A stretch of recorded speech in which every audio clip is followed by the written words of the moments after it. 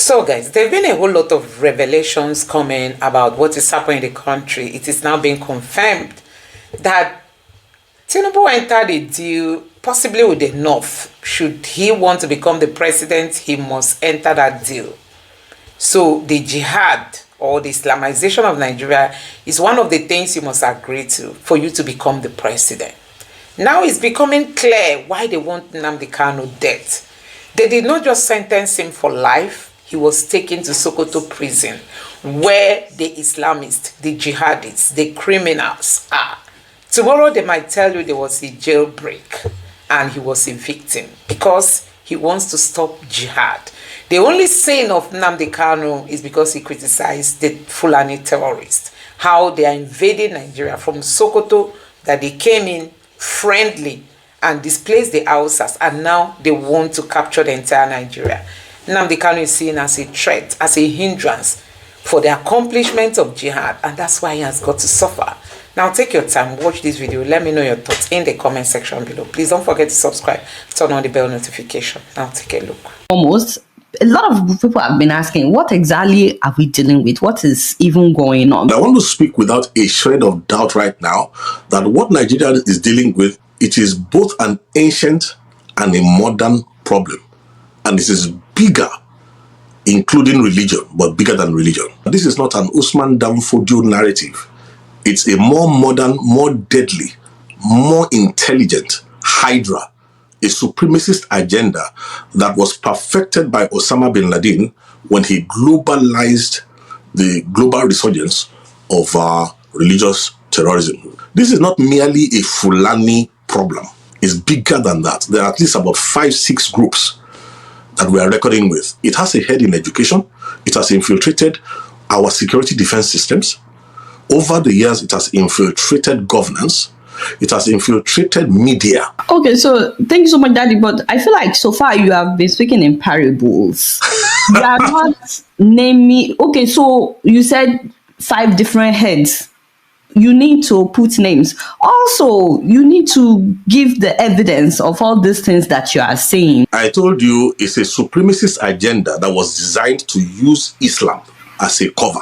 That's why for the first 15-16 years, it was targeted only at Christians first. I told publicly that in the later years, towards the end, when they're about to strike Nigeria completely, they will start killing Muslims as well.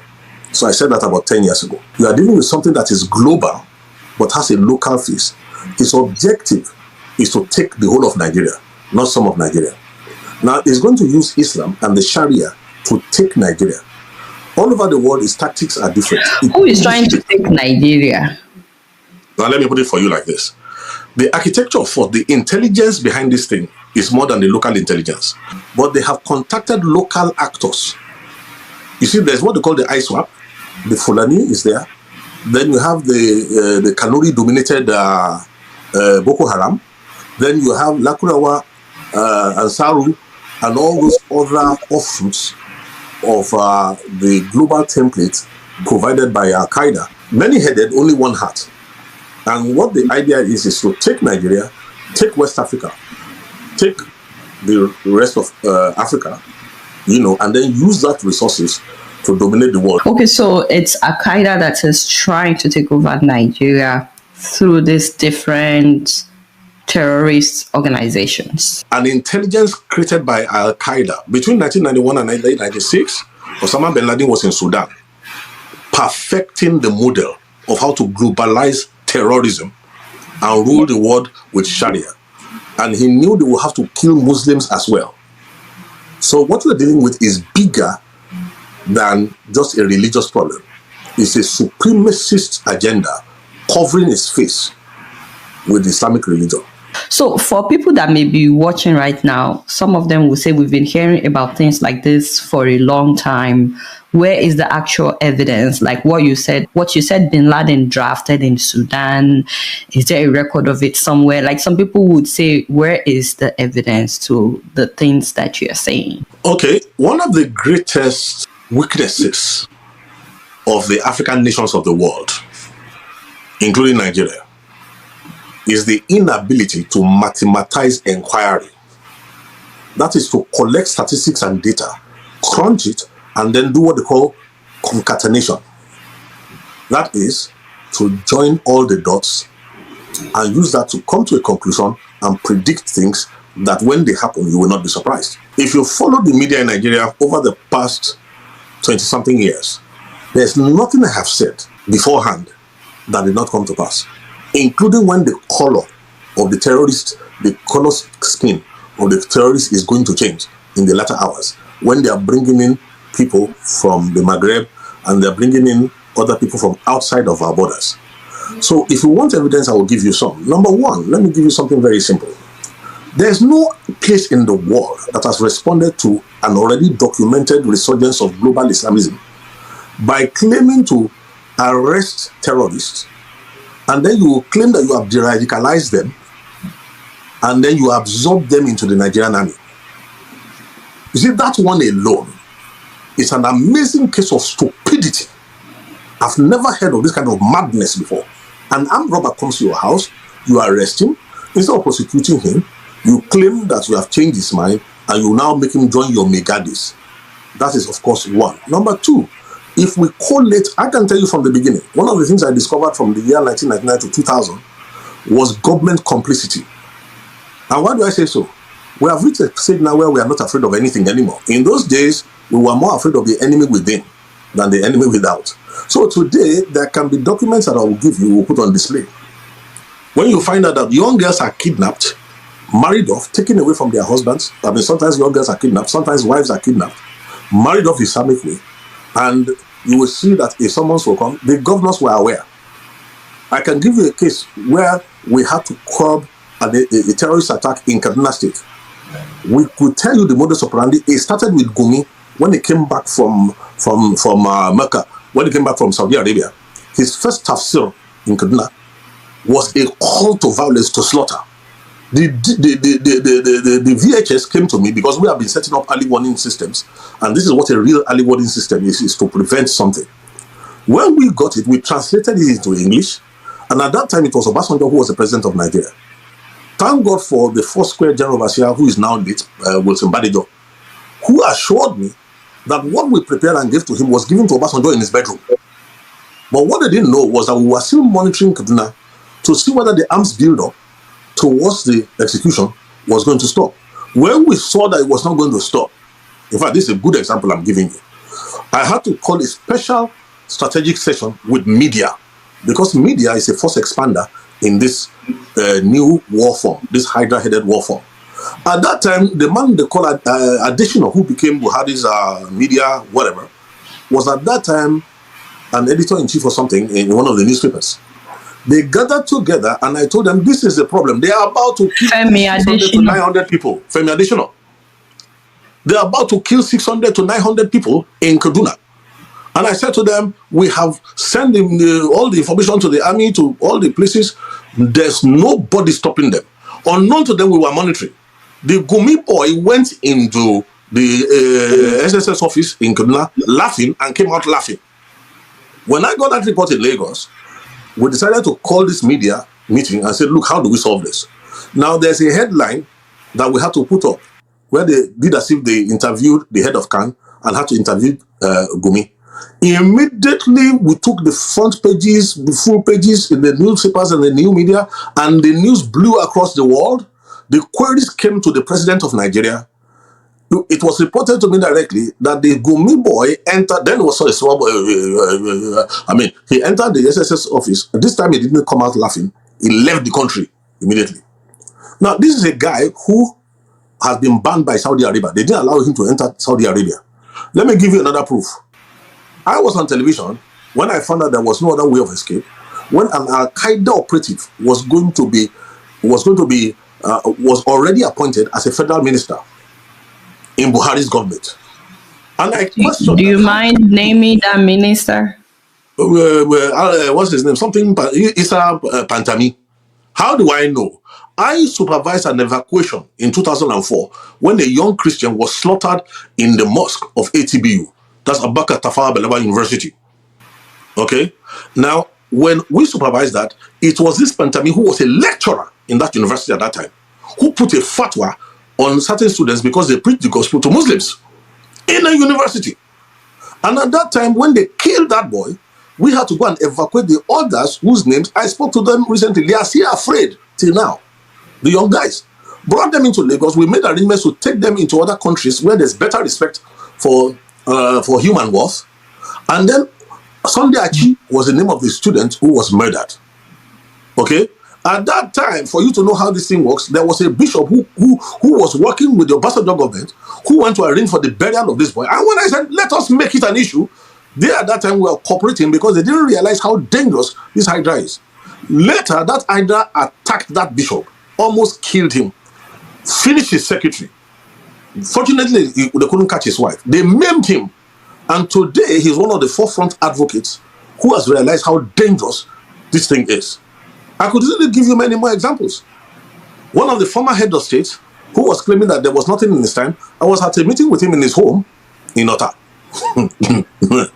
When he gave me his own version of what he believed was going on, I said to him, sir, during your government, they were already building up more and more, infiltrating more and more. I said, do you remember a meeting you went to have in northern Nigeria when these things happened? When you left, they slaughtered every member of the family that entertained you. I said they were sending you a warning to back off. Now, some years later, he went for a security meeting outside Nigeria, and I think when they showed him the build-up of what is coming into Nigeria when the final phase comes. Look, the Nigerian army in totality, everybody knows what the number is. The last time they engaged the BH on 3 war fronts, it took almost 2.5 weeks to overcome. So everybody realizes that if you think the Nigerian army can withstand a combined forces of what ISWAP has planned in the future, what is working for us right now is very simple. Nigeria is 220 million people strong. The number of all these people who want to swallow Nigeria, they are not even up to 450,000. Now, the strength of this is, let me break one nonsense that is going all around. And this is what we have to be careful to counsel the US government about. Anybody who looks and thinks that the Fulani is a primary problem is a joker. The Fulani is not the primary problem. All the combined forces of all these people is not up to 400 and something million. Now, is it this ill-educated... 400 and something thousand. Yes. All these ill-educated, all these, what can I say, anachronistic human beings who are wearing loincloth all over the whole place, do you think that they are the real problem? Listen, the Fulanis have told you that they were busy using their six when people came and gave them AK-47s and took their children to go and train. Why don't we realize that it's the intelligence that is arranging logistics, that is arranging safe passage for them? I have boys in the army. We used to pray for them. When they locate the enemy position in the Nigerian army, a signal comes from Abuja that they should not attack. The signal will be delayed. After 3 hours, they tell them, now go. The Boko Haram will have left that place. So, what more proof are you saying that the Nigerian government is involved in what is... What are you saying? Even Jonathan, before he left, openly said they are in my cabinet. Look, this thing has been known to collapse nations from within. So there's nothing new about what is going on in Nigeria. It's just like the architecture of thought. I would rather speak to the younger generation, the digital generation who understand programming. Because it looks as if the older generation don't have what it takes, don't have the understanding to acknowledge that there's a problem here. And let us come squarely. My eyes are on the president of Nigeria. It needs to be careful. Yes. Listen to me. I have nothing against him personally, but I can tell you something that is very, very clear to anybody. Now, he is an astute, consummate politician, but he doesn't realize that there's a global problem that he's dealing with. In order to become the president of Nigeria, nobody can argue there were deals that went on. And in essence, what he did was that he, more than anybody else, realized that there are many factors to the Hydra. In terms of the kinetics, apart from the Fulani, the Boko Haram, the ISWAP controlled, Ansar, Lakurawa and Co. And what he did was to play them against each other. So that you are alleging that President Tinubu had a deal with the terrorists? Excuse me, whether we like it or not, it is no longer a secret anywhere in the world that... So, but what's the evidence? Some people will say that... Okay, let me give you talk. Let me just give you talk. Let me throw you one quickly. People don't realize that the Mandela bombing in Niger State, the Catholic church that was bombed in Niger State, the fellow who headed it actually was in Lagos, in Snake Island, 2 days, 3 days, and then traveled to northern Nigeria to take his team to execute. What does that tell you? Now, when he got into police custody, he was arrested and he miraculously escaped. When he escaped miraculously, where was he rearrested? Where did he take up refuge? He took up refuge in the lodge of a serving high-placed government official from Borno State, who happens to now be who? The Vice President of Nigeria. So what am I talking about here? Tinubu is one heartbeat away. You see, I feel sorry for him. In a way, we need to protect President Tinubu's life. He may think he has the guts to face these people, but I can tell you something, he has totally misread the size of the problem in which he has gone to double his hands. Okay, so you said a lot of things. These are serious allegations. Please, don't even bother. I'm the one talking. We are, listen, yes. We are the circumcision. We worship God in the spirit. We rejoice in Christ Jesus and we have no confidence in the flesh. I'm a statesman. We worry about the generations to come. I'm not worried about the next election. There's nothing I'm saying that cannot be substantiated, not only within Nigeria, but globally. So let nobody deceive themselves. He's so-called, look, why do you think the federal government is trying to deny an evident truth? And all these people who have collected 30 pieces of silver, all these people speaking from two sides of the mouth, who are just shifting positions like the mendacious president that we have, why do you think they are going on like that? Because there's a plan. If this intervention had not come, and the president was allowed to go through his 8 years, who would he hand over the country to?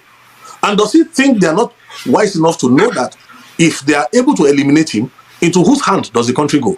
Now, this is where the problem is. If the country goes into the hand of the Boko Haram, the Fulani will not be happy. Those who are, look, let me give you a good example. An open secret. When Shekau became Are you saying that the country will go into the hand of Boko Haram after Tinubu? Please, if you remember very well, just after he came in, there was some kidnappings, some bombings, and then there was an outrageous demand for one impossible, I can't remember, was it 20 billion or something, impossible amount of money. When that demand was made, it was not really because they felt that kind of money will be paid. It was a direct message, a coded message to the presidency. Everybody is aware now that there was complicity in the times of in terms of the former president Muhammad Buhari. Like I mentioned Issa Pantami.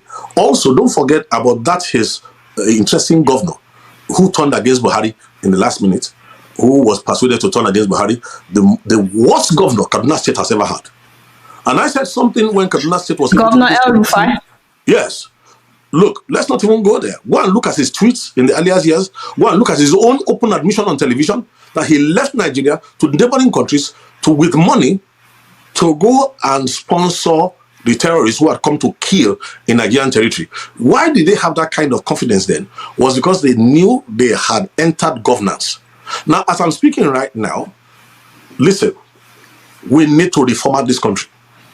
And there's an opportunity that has come right now that if we mismanage this opportunity, let me tell you something, even God in heaven will look away when in the south part of Nigeria, in the eastern part of Nigeria, 13-year-old girls end up being raped. Look, there was a blogger recently who was being political, and I want to tell everybody prophetically right now what is coming up for those who refuse to face truth, those who refuse to give value to the lives of others. A young blogger recently said that there's no genocide, I'm a Christian, I don't feel threatened, long live P-Bat. She was one of those who was killed, if the account that is coming is right, in Kwara State in a church attack. Oh, she thought it was far away. Now, this is the fate, sadly, of those who live in. By opportunity, you are talking about Trump saying that he would interfere with what is happening in Nigeria. Well, I prefer the word intervention, and let me put it for you like this. For any godly-minded person, the declaration of Nigeria as a country, a CPC, that designation, yes, that designation is a human designation. What we should worry about is that God in heaven himself had already declared Nigeria as a country of particular concern. Listen, according to prophecy, Nigeria is supposed to be the trigger of a global move of revival. Then the other side too decided that Nigeria must become the epicenter of the next greatest satanic attack against the entire world. So the destiny of Nigeria is what we're fighting for. Look, the corruption in Nigeria, I gave an interview when President Tinubu entered, and I did remember saying that it would not be an honor for anybody to serve in this dispensation. After the negotiation, he bought. Look, the mantra of this government is this: whatever problem money cannot solve will be solved by more money. Not realizing that there's a hyper-dimensional problem, a problem bigger than money. Look, let me tell you something, the mistake that he's making. The whole Nigerian budget, when you look at it every year, all said and done, comes to how much? Maybe about $30 billion. How much does the diaspora remit to Nigeria every year? $20 billion. Yes, so, sir. When you hear Nigerians, you see, when poverty has been weaponized against a nation, people cannot think anymore. The older generation have been reduced by the weaponization of poverty. So, look, thinking is an expensive thing. So, it's not easy. Don't blame the average Nigerian. Okay. People are susceptible to money. So, Daddy, before we round up, you've said a lot of things. Are these things that you can defend, like the allegations about the president, the vice president being part of, the Boko Haram? In whose house was Kabiru Sokoto? In whose home was Kabiru Sokoto hiding before it was picked up? Please, if not for global interference in Nigerian affairs, we are ready 90-something% to the day of doom. So if we like, let us miss this opportunity. All those talking from the same different sides of the mouth, they will soon know what it is that we are dealing with. Exactly what do you want the US to do? Very simple. There are 4 sets of people who are talking to us in the US. Number 1, those who are genuinely concerned. All right. Number 2, we have those who are looking for government appointments. Number 3, in the US, looking for government appointments in Nigeria. Government appointments in the US. They are careerists. Trump's administration. Then there are those who know that money, US dollars, follows policy. So if not for Trump, they will not be speaking up. They are there. And then there's a last set of zealots who are so zealous that they reject God's wisdom. Those ones are what we call sincere ignorance and conscientious stupidity. They are equally as dangerous. So this is what I want us to do. If Nigeria cooperates properly with the window that God has used Trump to open, there's something that I cannot talk about in detail now. It's called the flight of 2 eagles. There's a bald eagle in that vision that can rescue the green eagle. Now, if we are able to eliminate the unnecessary voices that are fouling the waters in America for us, both within those against us and those for us, and remain only the voices that are looking forward to the future of Nigeria, let me tell you what will come out of it. Number 1, Nigeria will become a nation.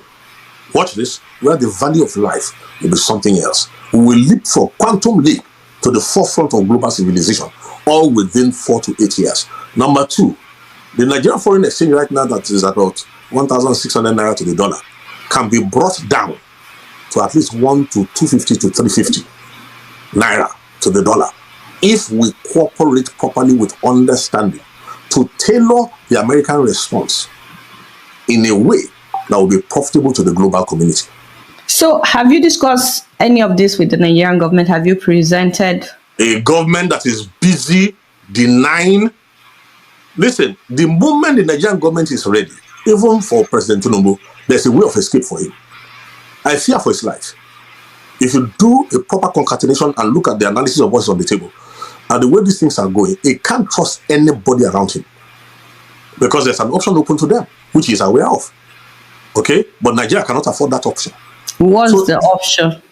Well, the point is this. If he cooperates with us, we have been studying this thing, we have been watching over this, we will create a Nigeria where no Muslim, no Christian is oppressed. Now, let me tell you this. When the generation of Awolowo and Zik and co, when they got independence from Nigeria, Pax Britannica did not allow us to lay a firm foundation for a prosperous country. The divide and rule included religion. Now, this opportunistic hydra created by Osama bin Laden is using that opportunity. Now, if only Tinubu will cooperate, I will tell him that the first friend of Nigeria in America, first of all, in the olden days, was a man called Frank Wolf. Next is Chris Smith. Congressman Chris Smith. After him, we want to thank people like Louis Gohmert. We want to thank people like Ted Budd, Peter Ricketts. We want to thank people like Josh Hawley. We want to thank people like James Langford, then Ted Cruz. But most of all, this is better than any Nobel Peace Prize. We need to thank God for the two tweets that Donald Trump. They are so, but since Trump said that he was going to get involved, the killing has actually gotten worse, and the government is not doing anything really. The government is not doing anything. Needed to happen to prove to the Nigerian that the government is so compromised it does not care about your life. All it cares about is to win the next election, which will be very big. The last election that is really democratic in Nigeria. This is a lot for people to digest. In the course of this half hour, you have implicated the president, the vice president, the entire cabinet. The military is compromised. A lot of these things, like the military being compromised and so on, people know. You've talked about